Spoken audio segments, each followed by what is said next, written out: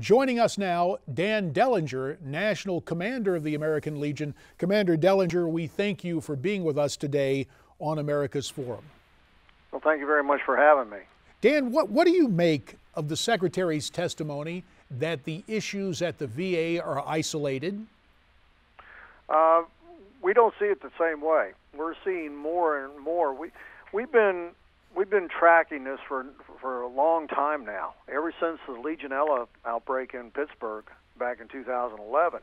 And we're seeing, and that's the main reason. People say, well, you all asked for his resignation due to Phoenix, but this goes a lot deeper than that. So we've seen this across the country. And with that, calling for the resignation of Shinseki and two of his top lieutenants, and this is something we need to stop and take stock of, because this is the first time, correct me if I'm wrong, but I believe this is the first time the American Legion has called for resignation of a public official in more than 30 years. So this is not a casual step that has been taken. And you say this was long-term, going back to the outbreaks in Pittsburgh and then subsequent revelations from Phoenix, San Antonio, and other places just added to the need for Secretary Shinseki to be relieved. That's correct. I visited with the Secretary back in April, and we'd seen different things happening. That the director that was in charge of the Pittsburgh facility, when the deaths came out and the 20, they had actually covered it up. But instead of being fired, Mr. Moreland was given a $63,000 bonus. And this is just a long line of these things happening around the country. I mean, we've had dirty instruments, colonoscopies not being administered. It goes on. And then the VA themselves, on top of what's the alleged 40 deaths, the VA has already admitted to 23 preventable deaths in the South and across the country. And this is not the leadership that we were looking for to give our men and women the best care possible, our veterans. Dan, preceding you on this program, we had Georgia Senator Johnny Isakson, who also was a member of the Senate Veterans Affairs Committee. He said he was holding off on the notion of the Secretary resigning, saying that Richard Blumenthal's reasoning, Blumenthal, the Democrat senator from Connecticut, former prosecutor, saying in terms of preserving the chain of command, it is easier to take disciplinary action with people still in government service. Do you understand that rationale? I do somewhat, but we're looking at this as a group. And we don't take this lightly. This is the first time in over 30 years we've asked for a public official's resignation. And in the military, if your unit fails, you're relieved of duty. In the private sector, how many CEOs lately have been forced out for minor issues within their corporations?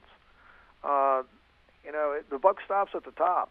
And what his lieutenants either do or fail to do is his responsibility. The paradox of this situation, General Shinseki, universally admired for his service in uniform, wounded during the Vietnam conflict, obviously rising through the ranks and retiring as a general, then transitioning to this role as Secretary of Veterans Affairs.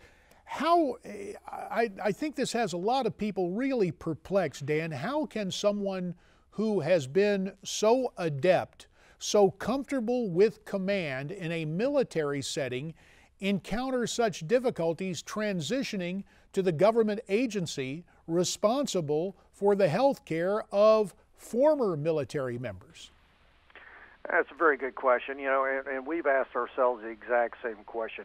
We were hoping that when General Shinseki was put in this cabinet post of Secretary of the VA, that he would bring that leadership with him to the table, and that there had been issues within the VA system. I mean, it's done great strides over the years moving forward, but there were issues when he came aboard, and we seriously thought, and up until a couple of months ago really thought that he could turn this around, and we're looking for his leadership here. We're here as a partner, and we've been a partner ever since the Veterans Administration was founded in 1930, and we helped elevate the Secretary's position to a cabinet level in 1989, and we're here for him. I mean, we every day hope that he steps up and says, I'm going to handle this.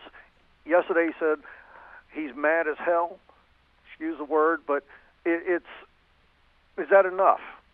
We need action here, and that's what that leadership's supposed to do. We have the utmost respect for him as a general. He's a great patriot. He's an American war hero, and we can only say good things about it. But when it comes to our veterans losing their lives every day, that is unacceptable. Well, we take a look at this, and of course, the first principle of command is to take care of those whom you command. And I would imagine that has to translate into this role as Secretary of Veterans Affairs, and to hear about these fatalities, to hear about these horrific conditions. Is there anything he can do to correct this short of stepping down? Well, it's a daunting task at this point. I don't know if he can achieve it. If he was to step up today and say we're getting to the bottom now, he has ordered the audits. That's the first step, because you need to assess what the problems are, and we really don't know the extent of these and what are the ramifications. I mean, where are we going to go from here? But you have to make that first assessment, and in order to, the audits are the first step there, and then we need to see head roll. And if I've heard words of prosecutions. If it's warranted, and I think it should be. But it's a very serious situation. And can he recover? I don't know at this point. Dan Dellinger, from your perspective there, we heard Secretary Shinseki say yesterday essentially that he serves at the pleasure of the president. In your mind, has our commander-in-chief been accountable in this? House Republican leader Eric Cantor says it's time for our president to personally answer for the horrific conditions and abuses at the VA. How do you feel about that? Well, he's done some good things. I mean, he and his wife and Jill Biden have worked tirelessly on homelessness, which is one aspect of VA.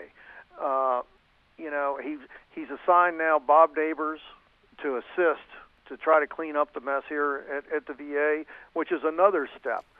But, the veterans are above politics. I can't go in and I'm not going to get into a political fight over this, because we're nonpartisan. And it's all about the veterans. All we want is the best possible health care for our veterans, and that's what we demand. No matter who the president is, he needs to step up along with the secretary and get this done, because it's the right thing to do. Now, you spoke of prosecutions.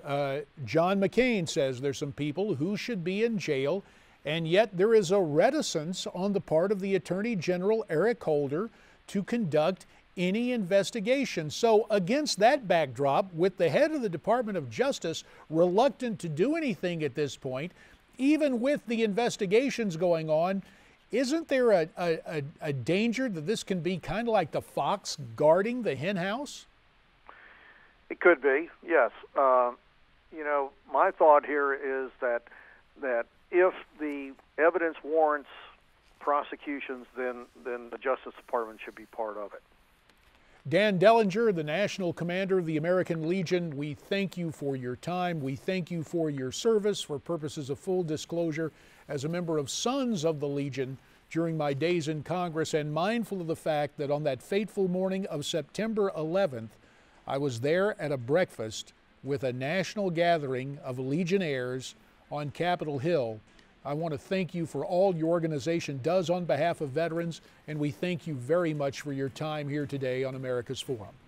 Well, thank you, J.D., for having me. And remember, the veterans should be number one in this country. Absolutely. Commander, we thank you very much. Have You take good care. A point I always made during my days in Congress, you don't see anyone in service with an R or a D. Instead, you see the insignia of the American flag, as it should be. There is more straight ahead here on America's Forum. Stay tuned.